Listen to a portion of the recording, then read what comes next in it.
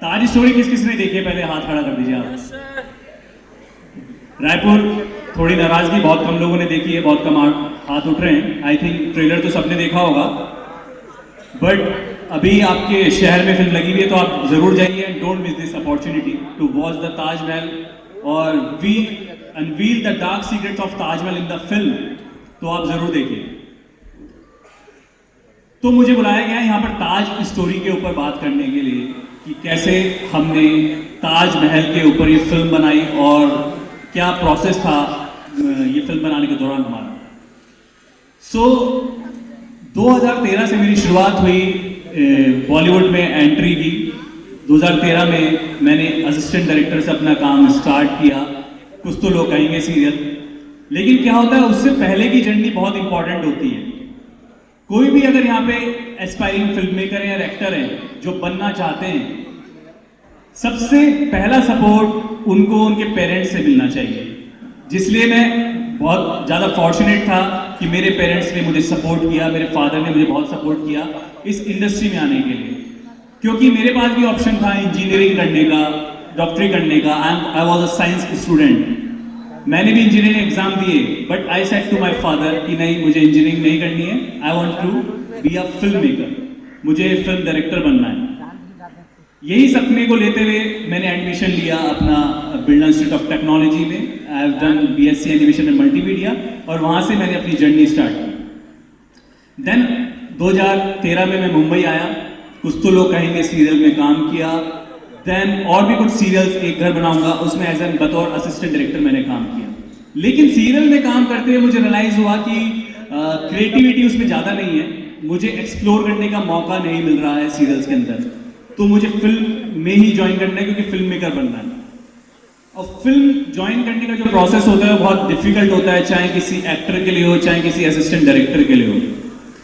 तो 1 साल लग गया सैकड़ों तमाम प्रोडक्शन हाउसेस के धक्के खाते हुए कि मुझे असिस्टेंट डायरेक्टर रख लीजिए आप फिल्म के अंदर। So Sudhir Mishra ji is one of the film maker जिनके मैं ऑफिस, जो आराम नगर में जिनका ऑफिस था, 2014 में मैं भटकते हुए उनके ऑफिस पे पहुंचा। वॉचमैन ने रोक लिया भारी, मैंने उसको झूठ बोला कि सुधीर सर ने मुझे बुलाया है। तो I was fortunate at that time, उसने वो मैसेज ऊपर कन्वे किया, तो कोई उनका एसोसिएट था, उसने मुझे ऊपर बुलाया एंड मैंने उनको बताया कि I want to be a film maker, मुझे असिस्ट करना है सुधीर सर को, तो प्लीज आप गाइड कीजिए। तो Saurabh Tyagi is the one of the he is a director. अभी उन्होंने एक फिल्म बनाई है सोनम गुप्ता बेवफा है, उन्होंने मुझे वो अपॉर्चुनिटी दी सुधीर मिश्रा जी के साथ काम करने की। लेकिन जब आपको अपॉर्चुनिटी मिलती है तो परीक्षा भी उसके साथ साथ आपको देनी होती है।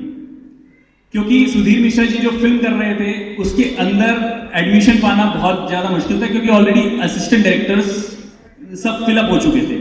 अब मेरी एंट्री वहां कैसे होगी? तो मुझे याद है आज भी 9 फरवरी को रात में मेरे पास कॉल आया कि सुधीर जी दिल्ली में शूट कर रहे हैं, दासदेव फिल्म का शूट चल रहा है, रिचा चड्ढा और सब लोग आ चुके हैं, तो तुम आ जाओ। और नेक्स्ट डे मुझे शूट पे बुला लिया गया। मेरे पास किसी तरह का कोई साधन नहीं था कि मैं कैसे पहुंचूं। हाँ, थोड़े बहुत पैसे थे तो मैंने सोचा कि ठीक है, आप टिकट्स नहीं प्रोवाइड करा रहे, मुझे कुछ नहीं प्रोवाइड करा रहे, आई विल कम। ये मैंने अपने फादर को कॉल करके तुरंत बताया कि मुझे सुधीर मिश्रा जी के यहाँ पे फिल्म में बतौर असिस्टेंट डायरेक्टर काम करने का मौका मिल रहा है। उन्होंने साफ पूछा, अच्छा वो आने जाने का पैसा, टिकट दे रहे हैं क्या, या रहने के लिए होटल दे रहे हैं? मैंने बोला यस दे रहे हैं। वो मैंने पहला झूठ बोला। तो next day I took a train, Mumbai central से एक ट्रेन चलती है पश्चिम एक्सप्रेस, नेक्स्ट डे दिल्ली पहुंचना था मुंबई से। मैंने जनरल का टिकट निकाला वहां से और मैं ट्रेन में चढ़ गया, क्योंकि मुझे किसी भी तरह से नेक्स्ट डे सेट पे पहुंचना था, क्योंकि मेरे लिए बहुत बड़ी अपॉर्चुनिटी थी। I don't want to lose it. मैं पश्चिम, सर्दियों का दिन था, उसमें ट्रेन में चढ़ गया, टिकट कलेक्टर आया, उन्होंने फाइन मारा।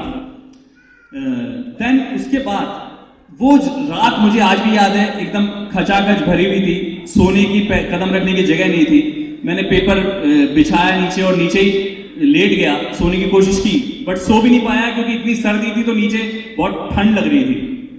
सुबह मॉर्निंग में ट्रेन ने दिल्ली पहुंचाया। पूरी रात जागते जागते मैंने कहीं किसी गेस्ट हाउस में गया, वहां पर अब शावर, आईटी का शावर, और पहुंचा मैं सेट पे and first thing I saw कि सुधीर मिश्रा एक बड़े अच्छे लंबे बालों में एक अटायर में बैठे हैं as a director captain of the ship बने हुए। वो जो दृश्य था मेरे लिए अद्भुत था।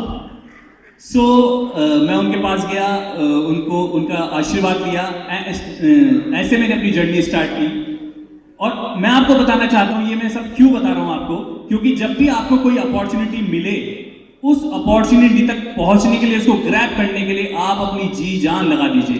क्योंकि अगर भगवान ने आपको अपॉर्चुनिटी दी है तो उसको इतनी कॉन्क्रीट तरीके से आप उसको पाने की कोशिश कीजिए कि आपको जो आप पाना चाहते हैं वो आपको इजीली मिल जाए। सुधीर मिश्रा जी की फिल्म का एक्सपीरियंस लेने के बाद मैं फिर यशराज फिल्म्स में गया। यशराज फिल्म से मुझे बतौर असिस्टेंट डायरेक्टर मौका मिला काम करने का। देन असिस्टेंट की जर्नी मेरी 2015 तक थी। उसके बाद मैंने सोचा I want to be a director. मैं यहाँ असिस्ट करने तो नहीं आया हूँ। 5 साल मैंने लगभग असिस्टेंट डायरेक्टर का काम कर लिया है। सो अब मुझे इंडिपेंडेंट जर्नी पे निकलना चाहिए। तो मैंने पहली शॉर्ट फिल्म बनाई जो मात्र 5,000 रुपए की थी। वो 5,000 रुपए भी मेरे सीरियल के डायरेक्टर थे, उन्होंने दिए कि जस्ट गो, उन्होंने सपोर्ट किया, तुम बनाओ। वहां से वो शॉर्ट फिल्म बनाते बनाते मुझे कॉन्फिडेंस गेन हुआ। वो फिल्म फेस्टिवल में भेजी, उसने काफी अवार्ड जीते। धीरे धीरे 5,000 से मैं 50,000 तक पहुंचा। देन 5 लाख की मैंने डॉक्यूमेंट्री फिल्म बनाई द पॉटर, जिसके लिए मुझे इंटरनेशनल और नेशनल काफी अवार्ड्स मिले। विवेक रंजन अग्निहोत्री जो कश्मीर फाइल के डायरेक्टर हैं, उनसे मुझे अवार्ड मिला। अक्षय कुमार से मुझे अवार्ड मिला उस डॉक्यूमेंट्री फिल्म के लिए। शॉर्ट फिल्म्स बनाई। देन जनसंख्या नामक एक शॉर्ट फिल्म है मेरी, हितेन तेजवानी वो लीड एक्टर में है। उसमें भी उसको भी काफी सराहा गया, प्रेज किया गया। लेकिन क्या होता है, फिल्म मेकर की जर्नी यहां तक आसान मतलब इजी नहीं होती। आपने शॉर्ट फिल्म बना ली, अब इससे आगे क्या? इससे आगे फीचर फिल्म, बड़ी फिल्म बनानी है, बड़े पर्दे पे अपना नाम देखना है। तो दैट वाज माय ड्रीम, जो मैं ड्रीम लेके गया था मुंबई में। सो मैंने स्क्रिप्ट लिखना शुरू किया, प्रोड्यूसर्स को ढूंढना शुरू किया, बट 2-3 साल कोई प्रोड्यूसर नहीं मिला। फाइनली मैंने सोचा कि यार ये डायरेक्टर की जर्नी बहुत ज्यादा मतलब मुश्किल है। आई थिंक मुझे वापस असिस्टेंट में जाके काम करना चाहिए फॉर अ सर्वाइवल, क्योंकि 13 साल 12 साल ऑलरेडी मुंबई में बीत चुके थे। तो मैं गया, एक बहुत बड़े फिल्म मेकर हैं, उनकी अभी रिसेंट फिल्म आई है, मैं नाम नहीं लेना चाहूंगा। मैं उनके ऑफिस वहां पर पहुंचा। मैंने वॉचमैन से बोला सर से मिलना है और मुझे ये एक्सपीरियंस है असिस्टेंट डायरेक्टर में। तो वो गया अंदर, सर अंदर ही थे। तो उन्होंने बोला कि आप थोड़ा वेट कीजिए, सर अभी बिजी हैं किसी मीटिंग में। मैंने कहा अच्छा ठीक है। तो क्या होता है कि आप एक तरीका होता है कि अगर आप किसी को वेट भी करा रहे हैं तो आप अंदर उसको सोफे पे बिठाइए या रिसेप्शन एरिया में बिठाइए। उन्होंने बोला आप यहीं बाहर वेट कीजिए। तो बाहर स्टेयर्स थी, मैं वहीं स्टेयर्स पर बैठ गया। 1 घंटा बीता, 2 घंटा बीता, लेकिन वो जो डायरेक्टर थे, ऑब्वियसली जब बड़े डायरेक्टर हो जाते हैं तो आई नो बहुत चक्कर काटने पड़ते हैं और शायद वो बहुत बिजी होंगे, उसमें उनकी गलती नहीं है, उन तक मैसेज कन्वे सही नहीं गया होगा। 2-2.5 घंटे बैठने के बाद वहां से वॉचमैन आता है, उनका जो एक रिसेप्शनिस्ट था, उन्होंने बोला कि सर अभी बिजी हैं, वो नहीं मिल पाएंगे आपको, आप नेक्स्ट वीक आइए। और वो एक क्षण था मेरी लाइफ में जब मैंने वहां से दरवाजा बंद हुआ और मैंने डिसाइड किया कि नाउ अब बहुत हो गया है, शायद मुझे मुंबई छोड़ देना चाहिए।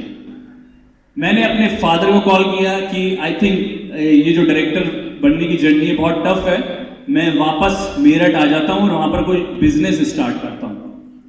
But my father was so supportive. उन्होंने मुझे हौसला दिया कि डायरेक्टर बनने गए थे मुंबई, डायरेक्टर बन के ही लौटोगे, उससे पहले नहीं लौटोगे। तो आई सस्टेन देयर, स्टे देयर। तभी एक दिन अचानक मैं फोन कॉल्स पे अपने मोबाइल पे कुछ स्क्रॉल कर रहा था और मुझे दिखाई दिया ताजमहल। ताजमहल पे कुछ लोगों ने पिटीशन फाइल की हुई थी। ऑलरेडी उस पर पिटीशन फाइल चल रही थी कि तेजो महल है या मकबरा, एक बहस छिड़ी हुई थी ताजमहल के ऊपर। तो मेरे एक बहुत सज्जन प्रोड्यूसर हैं सीए सुरेश झा जी, मैंने उनको कॉल किया। मैं उनको 8 साल से जानता था। मैंने उनको कॉल किया कि सर ऐसे ऐसे एक सब्जेक्ट है ताजमहल के ऊपर, आप सुनना पसंद करेंगे? उन्होंने मुझे बुलाया नेक्स्ट डे और मैंने उनको नरेट किया कि सर ये सब्जेक्ट है और इसके ऊपर ऐसी ऐसी कहानी गढ़ी जा सकती है, अगर आप बोले तो मैं इस पर लिखना शुरू करता हूं। उन्होंने बोला कि मैं फिल्म करना चाहता हूं, आप रिसर्च करना स्टार्ट कीजिए। मैंने कहा ठीक है सर, थैंक यू, आपकी तरफ से एक ग्रीन लाइट मिल गया है, मैं रिसर्च करना स्टार्ट करता हूं, अगर रिसर्च बहुत अच्छी हुई, कॉन्क्रीट हुई, तो हम फिल्म स्टार्ट कर देंगे। देन 2 साल मैंने उस सब्जेक्ट पे रिसर्च किया। Obvious CA Suresh Jha ji producer ने हेल्प की उस रिसर्च के दौरान, फाइनेंशियली हेल्प की। उस रिसर्च को करते करते मैंने ये पाया कि ताजमहल, जिसको हम मुगल आर्किटेक्चर बोलते हैं, वो मुगल आर्किटेक्चर नहीं है, इट्स एन इंडियन आर्किटेक्चर। वो हमारे भारतीय कारीगरों द्वारा बनाया गया है, किसी मुगल द्वारा नहीं बनाया गया है। शाहजहां जो कहते हैं प्यार की निशानी है, it's a symbol of love, वो रिसर्च करने के दौरान मुझे पता चला it is not a symbol of love, it was a symbol of genocide. कैसे हजारों लोगों की हत्या करने के बाद एक फैमाइन क्रिएट किया गया, 70 लाख लोग दक्कन और गुजरात में मारे गए थे जिस वक्त ताजमहल, सो कॉल्ड ताजमहल बनाया जा रहा था। एक सिंपल लाइन लिखी है शाहजहां की, एक ऑफिशियल कोर्ट क्रॉनिकल है बादशाह नामा, उसके लेखक हैं अब्दुल हामिद लाहौरी। उन्होंने साफ साफ अपनी किताब में मेंशन किया है कि ताजमहल शाहजहां ने राजा मानसिंह से लिया था, जो राजा जयसिंह के आधिपत्य में था। शाहजहां ने अपनी बेगम को दफनाने के लिए चुना, तो वो हिंदू पैलेस था जो पहले से मौजूद था, शाहजहां ने उसको लिया और रेनोवेट किया, उस पे कुरान की आयतें गुदवाई। इट वॉज अ नॉट कि वो फाउंडेशन से बनाया गया। यही हमारी फिल्म के अंदर पूरे तथ्यों के साथ, रिकॉर्ड्स के साथ दिखाया गया है, हर फैक्ट हमने फिल्म के अंदर दिखाया। फाइनली पूरे जब रिसर्च वर्क कंप्लीट हो गया, मैंने 1 साल स्क्रिप्ट पे काम किया, स्क्रीन पे डायलॉग्स पे काम किया अपनी राइटर टीम के साथ। अब बारी आती है कास्टिंग की। प्रोड्यूसर ने बोला कि यार देखो बजट हमारे पास कंस्ट्रेन है। मैं आपको बताना चाहता हूं फिल्म शुरू हुई थी 1 करोड़ रुपए से, कि 1 करोड़ की लागत में फिल्म बनाएंगे। पहुंचते पहुंचते आज वो फिल्म हमारी 14 करोड़ पे पहुंच गई। जब आप किसी इरादे से निकलते हैं तो कब चीज कौन सी बड़ी हो जाए कुछ पता नहीं होता है। सबसे बड़ा चैलेंज था कास्ट किसको करें, एक राइट पर्सन होना चाहिए। तो I said to my producer sir, Paresh Rawal ji is the best choice for this role, क्योंकि उन्होंने ओ माय गॉड में भी काम किया है, मैंने उनका कोर्ट रूम ड्रामा दिखा है, सो मुझे लगता है इस रोल के लिए Paresh Rawal is the best choice. उन्होंने बोला ठीक है आप स्क्रिप्ट उनको भेजो, देखते हैं उनका क्या जवाब आता है। हमारे क्रिएटिव प्रोड्यूसर थे विकास राधेश्याम, उनके थ्रू मैंने स्क्रिप्ट भेजी परेश रावल जी को, एंड 5 दिन 6 दिन तक कोई उनका जवाब नहीं आया। मुझे भी मायूस हुई कि आई थिंक कि हमको दूसरे ऑप्शन की तलाश में जाना चाहिए। 6ठे दिन उनका कॉल आता है परेश रावल जी का कि रिसर्च इज वेरी गुड, बहुत एक्सटेंसिव रिसर्च की है ताजमहल पे जिसने भी की है, और मैं ये फिल्म कर रहा हूं। दैट वॉज द मोमेंट कि मैं वो जो शॉर्ट फिल्म बना रहा था, जो मेरा एक सपना था कि मुझे एक बड़े एक्टर के साथ काम करना है, वो मुझे सच होता दिखाई देने लगा। जब आप कॉन्स्पायर करते हैं कोई चीज तो पूरा यूनिवर्स, मतलब जब आप चाहते हैं यूनिवर्स कॉन्स्पायर करता है उस चीज को सच करने के लिए। And I am from Meerut, मैं भी रायपुर की तरह ही मेरठ भी एक बी टायर सिटी है। तो कहने का मतलब यह है कि जब परेश रावल जी ने हाँ क्या, दैट वाज द मोमेंट कि अब तो शायद ये फिल्म बन जाएगी। लेकिन फिल्म बनने के दौरान बहुत सारी कठिनाइयां होती हैं, धीरे धीरे स्टेप बाय स्टेप चलना पड़ता है। तो परेश रावल जी जब ऑन बोर्ड आए, उन्होंने भी 6 महीना स्क्रिप्ट पे काम करवाया, अपने कुछ हिस्टोरियंस फ्रेंड्स से मेरे रिसर्च वर्क को वेरीफाई कराया, तब जाके उन्होंने हाँ बोला। सुधांशु त्रिवेदी जी बीजेपी के बहुत बड़े स्पोक पर्सन हैं, उनसे मैं पर्सनली मिलने गया, उन्होंने मेरे रिसर्च को वेरीफाई किया और अपने भी कुछ फैक्ट्स दिए उसमें, कि जो लोग समरकंद से आए थे, जो रेगिस्तान से आए थे, वो अपने देश में एक ढंग की इमारत नहीं बना पाए और यहां की अजूबे पे अजूबे खड़े कर रहे हैं। कैसे पॉसिबल हो सकता है? वो रेगिस्तान से वो लोग आए, नदी किनारे महल बनाने की सभ्यता हमारे कल्चर में है। ऐसे मंदिर और महल सोमनाथ से लेके बनारस के घाट तक फैले पड़े हैं। तो it was a purely Indian architecture. Film start हुई, शूटिंग स्टार्ट हुई। शूटिंग के दौरान बहुत लोगों ने मतलब उसको डाउन करने की कोशिश की, चाहा कि शूट ना हो, फिल्म किसी तरह से रुके। फिल्म जैसे तैसे हमने बनाई। अब सबसे बड़ा सवाल होता है सेंसर बोर्ड। सेंसर बोर्ड हमारे देश का ऐसा है कि अगर आप पीके जैसी फिल्म बनाते हैं जिसमें हिंदू बिलीफ्स पे सवाल उठाया जाए, या जिसमें हनुमान जी की मूर्ति नीचे रखी हो और ऊपर लिखा हो पेशाब करना मना है, उन सीन्स को पास कर दिया जाता है। शिव जी को बड़े कॉमिक रोल में दिखाया जाता है कि वो टॉयलेट से डर के भाग रहे हैं, वो सब सब्जेक्ट पास हो जाते हैं। लेकिन जब हम बात करने जाते हैं किसी एक स्ट्रक्चर के सच्चाई की, उसमें वो लोग डर जाते हैं और कहते हैं कि दूसरों की भावनाओं को ठेस पहुंच सकता है, रिलीजियस सेंटिमेंट हर्ट हो सकते हैं। तो क्या उन लोगों के रिलीजियस सेंटिमेंट्स नहीं है?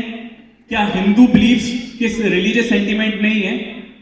बिकॉज हम लोगों ने इतनी आजादी दे दी है उन फिल्म मेकर्स को ऐसी फिल्में बनाने देने की, क्योंकि अगर उनके बिलीफ पे सवाल हम लोग उठाते हैं तो वहां से 10 जवाब आते हैं। मुझे बहुत ट्रोलिंग होती है इंस्टाग्राम पे, कई तरह के डेथ थ्रेट्स आ रहे हैं, परेश रावल जी को क्या क्या गालियां पड़ रही हैं ये फिल्म बनाने के दौरान।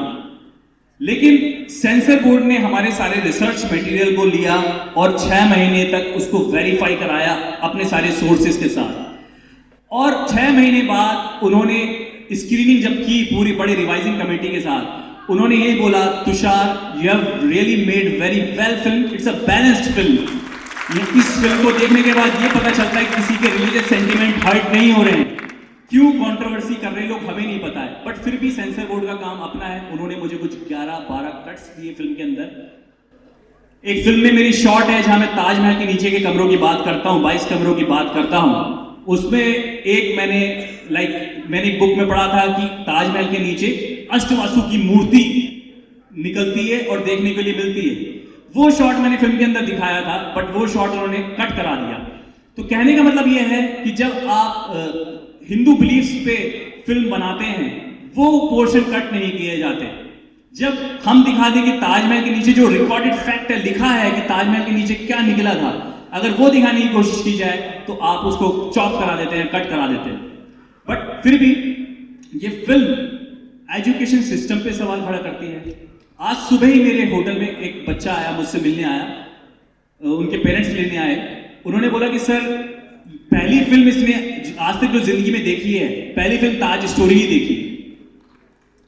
तो आई वॉज अमेज कि मुझे उससे तो डेफिनेटली मिलना है। वो आके बोला कि सर ये बहुत अच्छी फिल्म बनाई है। उसके पेरेंट्स ने आके इतना प्रेज किया कि सर ऐसी फिल्म की जरूरत हमारे यंग मतलब समाज को है, और ये जो जनरेशन बड़ी हो रही है इनको है।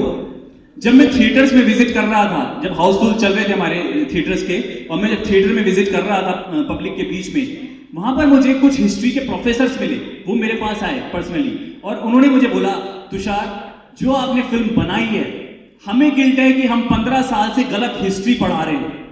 ये फिल्म जो आपने फैक्ट्स दिखाए हैं, ये फैक्ट सबसे अननोन है, ये किसी को नहीं पता था, ये क्यों छुपाए गए? मैंने कहा सर आप हिस्ट्री के प्रोफेसर हैं, मुझसे ज्यादा तो आपको पता होगा क्यों छुपाए गए। मैंने तो 2-2.5 साल की रिसर्च करके बनाई है। तो कहने का मतलब यह है कि ये फिल्म जो हमें गलत इतिहास पढ़ाया गया इतने सालों से, एजुकेशन सिस्टम पे सवाल उठाती है। ये फिल्म हमको पढ़ाया गया औरंगजेब के बारे में, हमको पढ़ाया गया अकबर के बारे में, शाहजहां के बारे में, हमको पूरा फैमिली ट्री पता है मुगल्स का, लेकिन क्या आपको चोला के बारे में पढ़ाया? क्या आपको छत्रपति संभाजी महाराज के बारे में पढ़ाया या शिवाजी महाराज के बारे में पढ़ाया?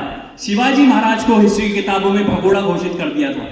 तो कहने का मतलब है किस तरह से पूरा इंटेलेक्चुअल टेररिज्म इसको बोलते हैं, किस तरह से कॉन्स्पायर किया गया एक वर्क को ट्विस्ट करने के लिए, उसकी सोच को ट्विस्ट करने के लिए। और कुछ हमारे सो कॉल्ड सेकुलर हिस्टोरियंस ने अपना गलत इतिहास एनसीईआरटी की किताबों के दौरान 63 साल से जो पढ़ाते आ रहे हैं, आईसीएसई बोर्ड के दौरान गलत इतिहास उसमें छापा और बच्चों के सामने पेश किया। तो कहने का मतलब यह है कि जागरूकता अवश्य है अभी हमारे देश के लिए। हमको हमारे इतिहास को रिविजिट करना चाहिए वापस से। ये फिल्म एक आईना है और मैं आपका समर्थन चाहूंगा यहां पर कि अगर आप इस फिल्म को नहीं देखेंगे तो नहीं जागरूकता आएगी। क्योंकि एज अ फिल्म मेकर जब हम एक कदम बढ़ाते हैं तो आपको भी एक कदम बढ़ाना होगा। जाइए सिनेमा घरों तक तो एटलीस्ट आप जा सकते हैं और सच को जान सकते हैं कि क्या हमसे छुपाया गया। B.R. अंबेडकर जिसने हमको इतना मतलब संविधान दिया, कॉन्स्टिट्यूशन ऑफ इंडिया दिया, एनसीईआरटी की किताब में उनका भद्दा घटिया कार्टून बनाया गया। 2012 की एनसीईआरटी की टेक्स्ट बुक है, जिसको फिर बाद में जब बहुत ज्यादा बहिष्कार हुआ उसको हटाया गया। तो ऐसी मानसिकता हम लोगों को पढ़ाई गई है। तो I request you all, please do watch our film the Taj story और आपके रिव्यूज हमको दीजिए। ये फिल्म किसी भी तरह का कम्युनल राइट्स नहीं कराएगी या किसी भी तरह का दंगा नहीं करवाना चाहती है। ये फिल्म किसी ऐसे मार काट पे नहीं बनी है। It's a purely on facts and on records, जो आपको फिल्म देखने के बाद ही पता चलेगा।